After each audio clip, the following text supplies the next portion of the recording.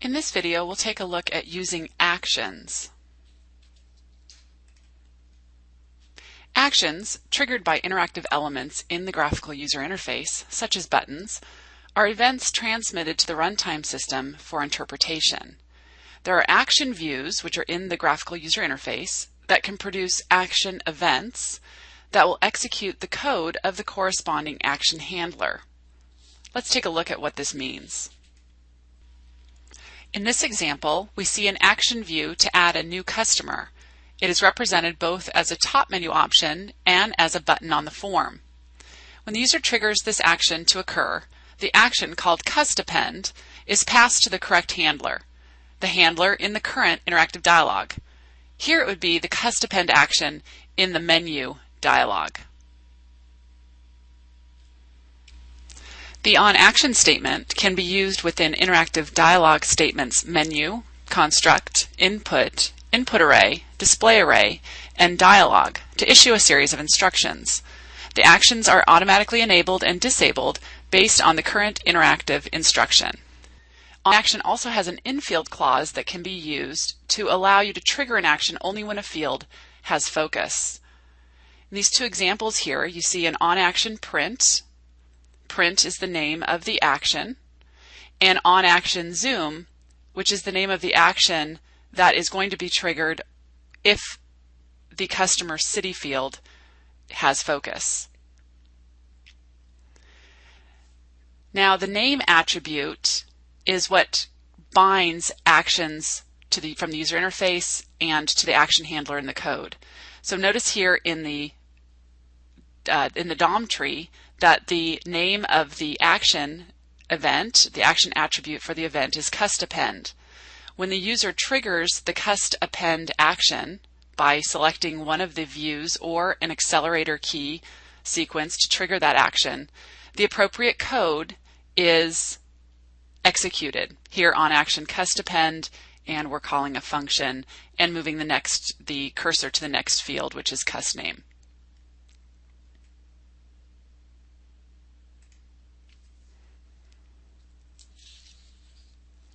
In Form Designer, you can see if we select one of the action views, here it's a button on the form, we'll see that the action attribute is set to CustAppend.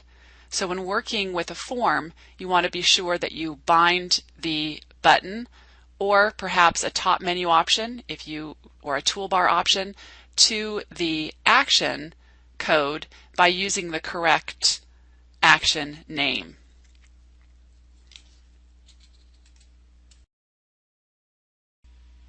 Actions can be triggered in a variety of ways: by buttons in the action frame, by toolbar buttons, top menu options, any other button on the form, or by using keyboard shortcuts tied to the action, such as Control-P to print, or perhaps F1 for help.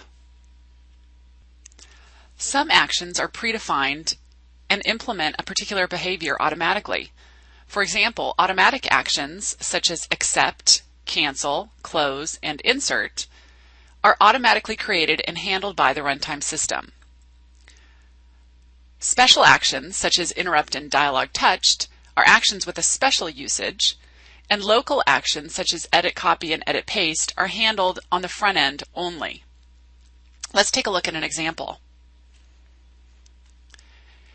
For example, the accept action validates input and leaves the dialog, where the cancel action leaves the dialog without validation. The insert action is predefined to insert a new row in an input array dialog.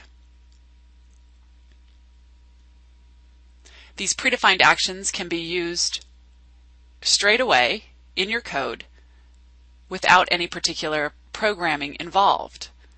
However, you can override a predefined actions handler by using the onAction statement with the name of the action.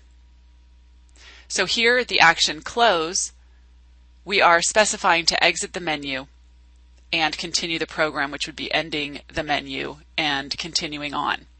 The window close, as part of the window, here in Windows it's an X in the corner, is bound to the close action, and by implementing this kind of a code, we can indicate what should happen when that close action is triggered. Now you can manually or programmatically enable and disable actions by using a simple method from the dialog class, setActionActive, providing the name of the action and whether or not it should be enabled or disabled using true or false. Now the dialog keyword allows you to just reference the current dialog by simply using dialog dot and the name of the method.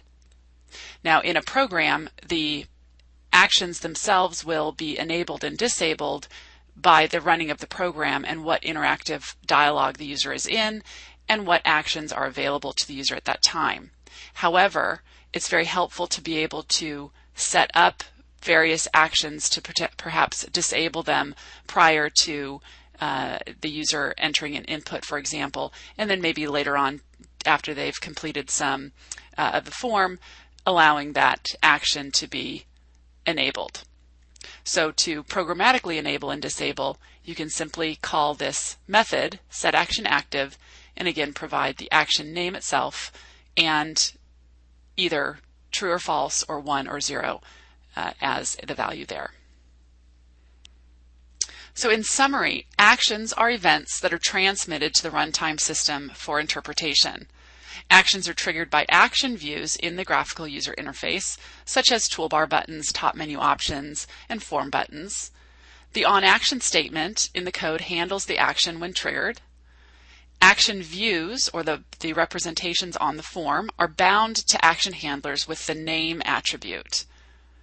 Some actions have been predefined for you, such as close. And actions can be programmatically enabled, disabled, and hidden with simple dialog methods.